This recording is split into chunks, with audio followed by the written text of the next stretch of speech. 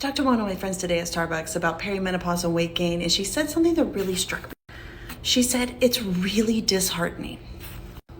And you know what? It is disheartening. Technically, being a woman is a health hazard, and we're not getting any better. You see, how hard is it for women to find a doctor to check their hormones and check their hormones with more than just a blood test one time?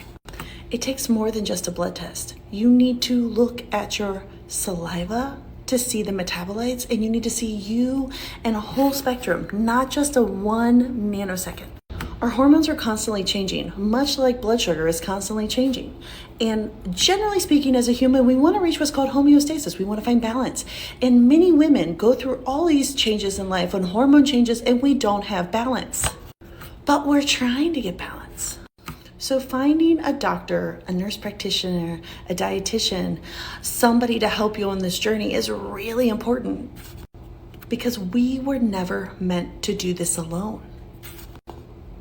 So here's how you can find somebody to check your hormones. The North American Menopause Society lists on their website people that have taken a test and are certifiably good at knowing how to help you with your hormones. Gone are the days that you can assume that your OBGYN does know how to check your hormones. This was not something that they were taught in med school.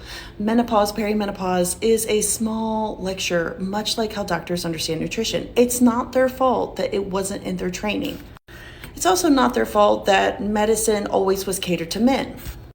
Let me give you an example of myself. My testosterone is in the toilet.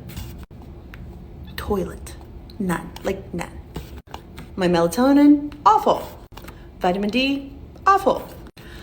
The only way I can get testosterone is a topical bioidentical, because the FDA doesn't have anything for women. Now, if I were a man, I could have testosterone for my hair loss. Also, if I were a man, if I had erectile dysfunction and vascular problems, I could get a pill to help me have an erection. But I am a perimenopausal woman whose testosterone is in the toilet, and there is no FDA-approved medication, because we're not worthy of that research, apparently, and so we're decades behind.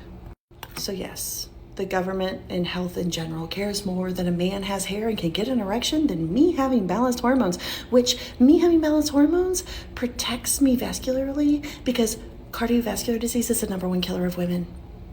And having my hormones balanced is the one way to protect that I don't die. Oh, throw in COVID, and then now your inflammation and hormones are crap. So now if you've had COVID and you weren't perimenopause, now you have genitourinary symptoms from all the inflammation. Thanks for coming to my TED Talk.